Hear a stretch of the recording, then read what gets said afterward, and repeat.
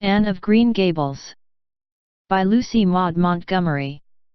Chapter 21. A New Departure in Flavorings. Dear me, there is nothing but meetings and partings in this world, as Mrs. Lindy says, remarked Anne plaintively, putting her slate and books down on the kitchen table on the last day of June and wiping her red eyes with a very damp handkerchief. Wasn't it fortunate, Marilla, that I took an extra handkerchief to school today? I had a presentiment that it would be needed.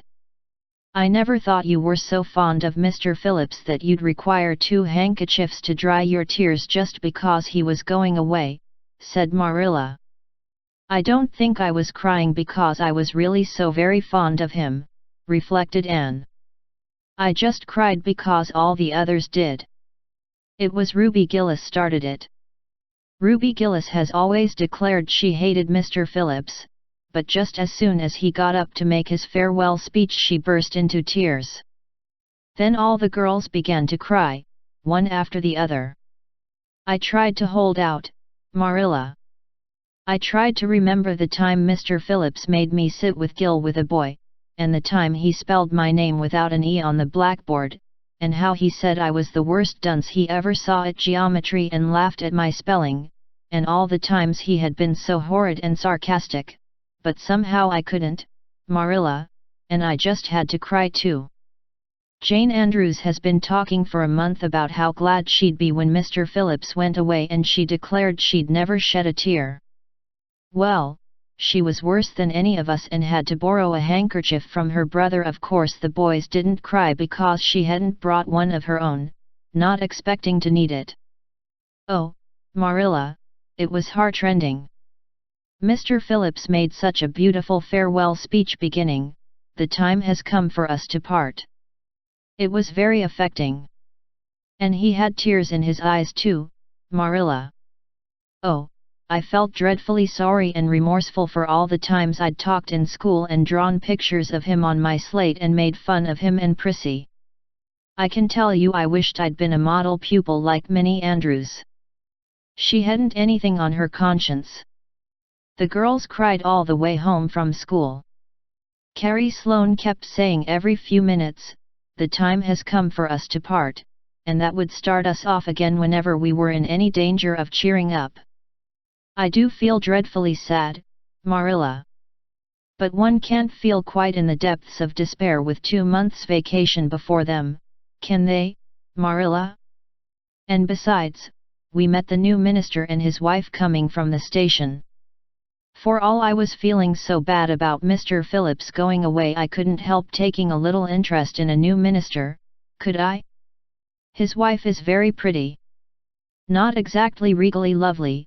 Of course it wouldn't do, I suppose, for a minister to have a regally lovely wife, because it might set a bad example. Mrs. Lindy says the minister's wife over at Newbridge sets a very bad example because she dresses so fashionably. Our new minister's wife was dressed in blue muslin with lovely puffed sleeves and a hat trimmed with roses. Jane Andrews said she thought puffed sleeves were too worldly for a minister's wife, but I didn't make any such uncharitable remark, Marilla, because I know what it is to long for puffed sleeves. Besides, she's only been a minister's wife for a little while, so one should make allowances, shouldn't they? They are going to board with Mrs. Lindy until the manse is ready. If Marilla, in going down to Mrs. Lindy's that evening, was actuated by any motive save her avowed one of returning the quilting frames she had borrowed the preceding winter, it was an amiable weakness shared by most of the Avonlea people. Many a thing Mrs. Lindy had lent, sometimes never expecting to see it again, came home that night in charge of the borrowers thereof. A new minister, and moreover a minister with a wife, was a lawful object of curiosity in a quiet little country settlement where sensations were few and far between. Old Mr. Bentley, the minister whom Anne had found lacking in imagination, had been pastor of Avonlea for 18 years.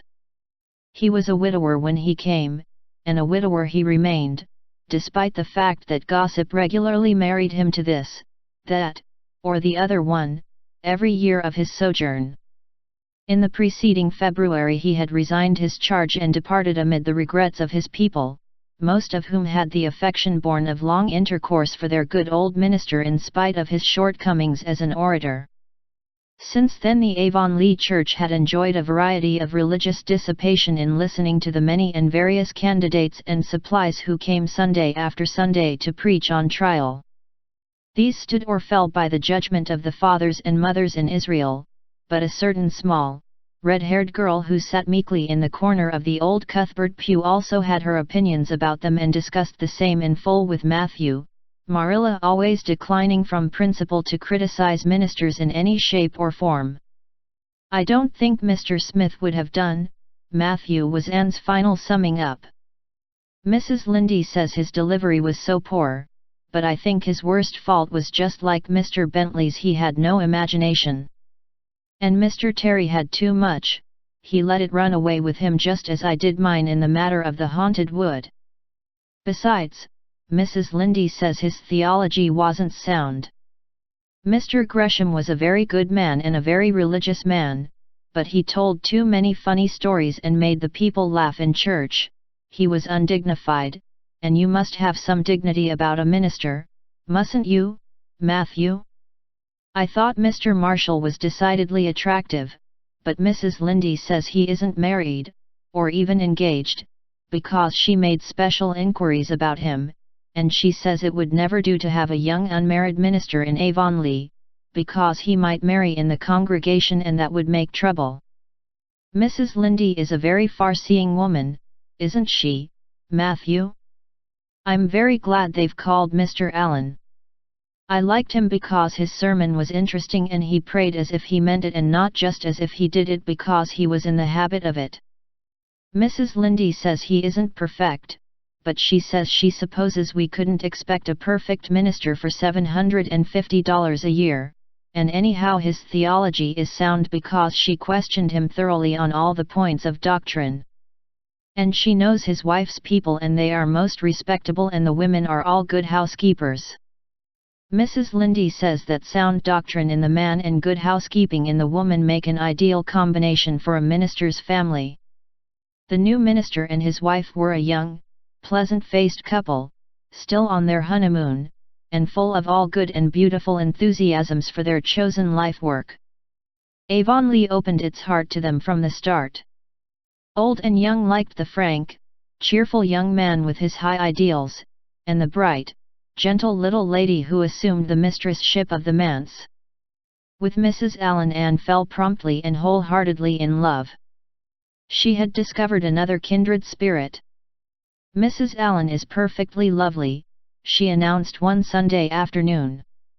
"She's taken our class and she's a splendid teacher." She said right away she didn't think it was fair for the teacher to ask all the questions, and you know, Marilla, that is exactly what I've always thought. She said we could ask her any question we liked and I asked ever so many. "I'm good at asking questions, Marilla." "I believe you," was Marilla's emphatic comment. Nobody else asked any except Ruby Gillis, and she asked if there was to be a Sunday school picnic this summer. I didn't think that was a very proper question to ask because it hadn't any connection with the lesson. The lesson was about Daniel in the lion's den, but Mrs. Allen just smiled and said she thought there would be. Mrs. Allen has a lovely smile, she has such exquisite dimples in her cheeks. I wish I had dimples in my cheeks, Marilla. I'm not half so skinny as I was when I came here, but I have no dimples yet. If I had, perhaps I could influence people for good. Mrs. Allen said we ought always to try to influence other people for good. She talked so nice about everything. I never knew before that religion was such a cheerful thing. I always thought it was kind of melancholy, but Mrs. Allen's isn't, and I'd like to be a Christian if I could be one like her. I wouldn't want to be one like Mr. Superintendent Bell. It's very naughty of you to speak so about Mr. Bell, said Marilla severely. Mr. Bell is a real good man. Oh, of course he's good, agreed Anne, but he doesn't seem to get any comfort out of it. If I could be good I'd dance and sing all day because I was glad of it. I suppose Mrs. Allen is too old to dance and sing, and of course it wouldn't be dignified in a minister's wife. But I can just feel she's glad she's a Christian and that she'd be one even if she could get to heaven without it. I suppose we must have Mr. and Mrs. Allen up to tea someday soon, said Marilla reflectively. They've been most everywhere but here. Let me see. Next Wednesday would be a good time to have them. But don't say a word to Matthew about it, for if he knew they were coming he'd find some excuse to be away that day. He'd got so used to Mr. Bentley he didn't mind him, but he's going to find it hard to get acquainted with a new minister, and a new minister's wife will frighten him to death. I'll be as secret as the dead, assured Anne. But oh, Marilla, will you let me make a cake for the occasion? I'd love to do something for Mrs. Allen, and you know I can make a pretty good cake by this time. You can make a layer cake, promised Marilla. Monday and Tuesday great preparations went on at Green Gables. Having the minister and his wife to tea was a serious and important undertaking, and Marilla was determined not to be eclipsed by any of the Avonlea housekeepers. Anne was wild with excitement and delight. She talked it all over with Diana Tuesday night in the twilight, as they sat on the big red stones by the Dryad's Bubble and made rainbows in the water with little twigs dipped in fir balsam. Everything is ready, Diana, except my cake which I'm to make in the morning, and the baking powder biscuits which Marilla will make just before tea time. I assure you, Diana, that Marilla and I have had a busy 2 days of it. It's such a responsibility having a minister's family to tea. I never went through such an experience before. You should just see our pantry. It's a sight to behold. We're going to have jellied chicken and cold tongue. We're to have 2 kinds of jelly, red and yellow, and whipped cream and lemon pie, and cherry pie, and 3 kinds of cookies, and fruit cake, and Marilla's famous yellow plum preserves that she keeps especially for ministers, and pound cake and layer cake, and biscuits as aforesaid, and new bread and old both, in case the minister is dyspeptic and can't eat new. Mrs. Lynde says ministers are dyspeptic, but I don't think Mr. Allen has been a minister long enough for it to have had a bad effect on him. I just grow cold when I think of my layer cake. Oh, Diana, what if it shouldn't be good? I dreamed last night that I was chased all around by a fearful goblin with a big layer cake for a head. It'll be good, all right, assured Diana, who was a very comfortable sort of friend. I'm sure that piece of the one you made that we had for lunch in Idlewild 2 weeks ago was perfectly elegant. Yes, but cakes have such a terrible habit of turning out bad just when you especially want them to be good, sighed Anne, setting a particularly well-balsamed twig afloat. However, I suppose I shall just have to trust to Providence and be careful to put in the flour. Oh, look, Diana, what a lovely rainbow! Do you suppose the Dryad will come out after we go away and take it for a scarf? You know there is no such thing as a Dryad, said Diana. Diana's mother had found out about the haunted wood and had been decidedly angry over it. As a result, Diana had abstained from any further imitative flights of imagination and did not think it prudent to cultivate a spirit of belief even in harmless Dryads. But it's so easy to imagine there is, said Anne. Every night before I go to bed, I look out of my window and wonder if the Dryad is really sitting here, combing her locks with the spring for a mirror. Sometimes I look for her footprints in the dew in the morning. Oh, Diana, don't give up your faith in the Dryad. Wednesday morning came. Anne got up at sunrise because she was too excited to sleep. She had caught a severe cold in the head by reason of her dabbling in the spring on the preceding evening, but nothing short of absolute pneumonia could have quenched her interest in culinary matters that morning. After breakfast she proceeded to make her cake. When she finally shut the oven door upon it she drew a long breath. I'm sure I haven't forgotten anything this time, Marilla. But do you think it will rise? Just suppose perhaps the baking powder isn't good? I used it out of the new can. And Mrs. Lindy says you can never be sure of getting good baking powder nowadays when everything is so adulterated. Mrs. Lindy says the government ought to take the matter up, but she says we'll never see the day when a Tory government will do it. Marilla, what if that cake doesn't rise? We'll have plenty without it, was Marilla's unimpassioned way of looking at the subject. The cake did rise, however, and came out of the oven as light and feathery as golden foam. Anne, flushed with delight, clapped it together with layers of ruby jelly and, in imagination, saw Mrs. Allen eating it and possibly asking for another piece. "You'll be using the best tea set, of course, Marilla," she said. "Can I fix the table with ferns and wild roses?" "I think that's all nonsense," sniffed Marilla. "In my opinion it's the eatables that matter and not flummery decorations." "Mrs. Barry had her table decorated," said Anne, who was not entirely guiltless of the wisdom of the serpent, and the minister paid her an elegant compliment. He said it was a feast for the eye as well as the palate. "Well, do as you like," said Marilla, who was quite determined not to be surpassed by Mrs. Barry or anybody else. "Only mind you leave enough room for the dishes and the food." Anne laid herself out to decorate in a manner and after a fashion that should leave Mrs. Barry's nowhere. Having abundance of roses and ferns and a very artistic taste of her own, she made that tea table such a thing of beauty that when the minister and his wife sat down to it they exclaimed in chorus over its loveliness. "It's Anne's doings," said Marilla, grimly just, and Anne felt that Mrs. Allen's approving smile was almost too much happiness for this world. Matthew was there, having been inveigled into the party only goodness and Anne knew how. He had been in such a state of shyness and nervousness that Marilla had given him up in despair, but Anne took him in hand so successfully that he now sat at the table in his best clothes and white collar and talked to the minister not uninterestingly.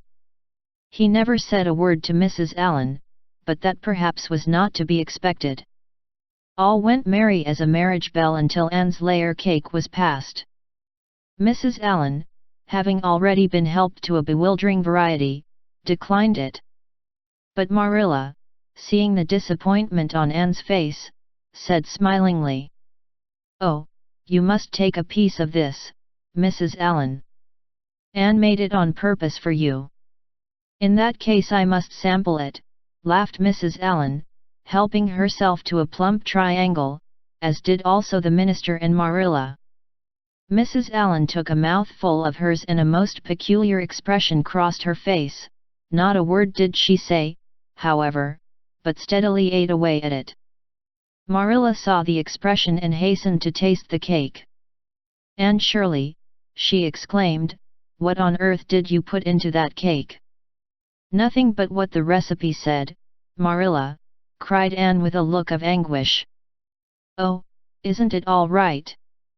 "All right. It's simply horrible. Mr. Allen, don't try to eat it. Anne, taste it yourself.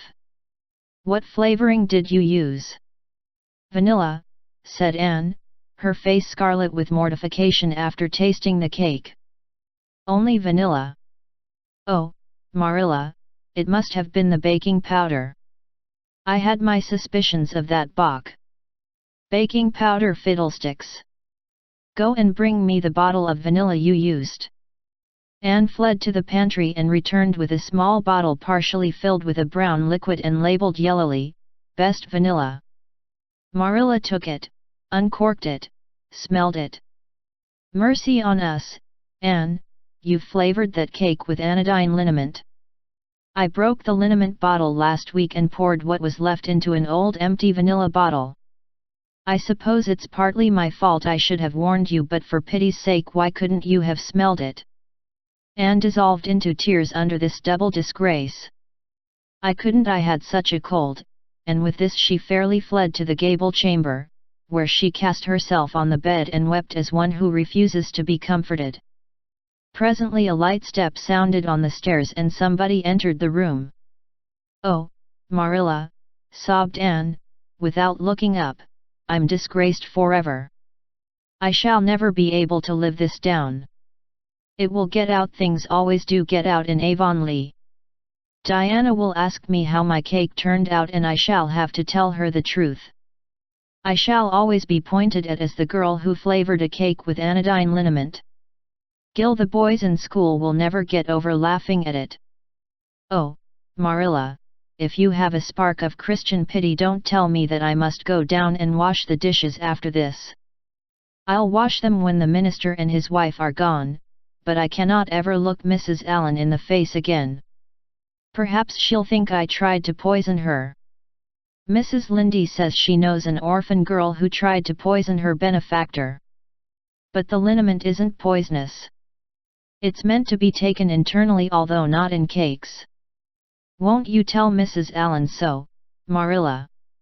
Suppose you jump up and tell her so yourself," said a merry voice.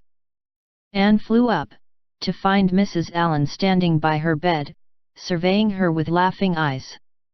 "My dear little girl, you mustn't cry like this," she said, genuinely disturbed by Anne's tragic face. "Why, it's all just a funny mistake that anybody might make." "Oh, no, it takes me to make such a mistake," said Anne forlornly. "And I wanted to have that cake so nice for you, Mrs. Allen." "Yes, I know, dear. And I assure you I appreciate your kindness and thoughtfulness just as much as if it had turned out all right. Now, you mustn't cry any more, but come down with me and show me your flower garden. Miss Cuthbert tells me you have a little plot all your own. I want to see it, for I'm very much interested in flowers." Anne permitted herself to be led down and comforted, reflecting that it was really providential that Mrs. Allen was a kindred spirit. Nothing more was said about the liniment cake, and when the guests went away Anne found that she had enjoyed the evening more than could have been expected, considering that terrible incident. Nevertheless, she sighed deeply. "Marilla, isn't it nice to think that tomorrow is a new day with no mistakes in it yet?" "I'll warrant you'll make plenty in it," said Marilla. "I never saw your beat for making mistakes, Anne." "Yes, and well I know it," admitted Anne mournfully. "But have you ever noticed one encouraging thing about me, Marilla? I never make the same mistake twice. I don't know as that's much benefit when you're always making new ones." "Oh, don't you see, Marilla? There must be a limit to the mistakes one person can make, and when I get to the end of them, then I'll be through with them." "That's a very comforting thought." "Well, you'd better go and give that cake to the pigs," said Marilla.